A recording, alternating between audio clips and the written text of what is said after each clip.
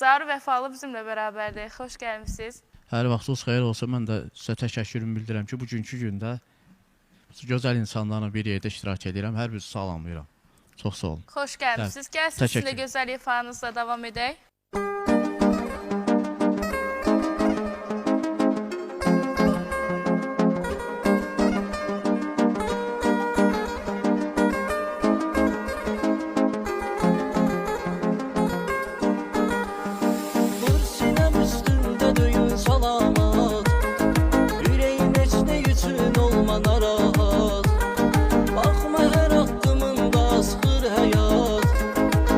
Səbir etməkdir gərək səbr elə.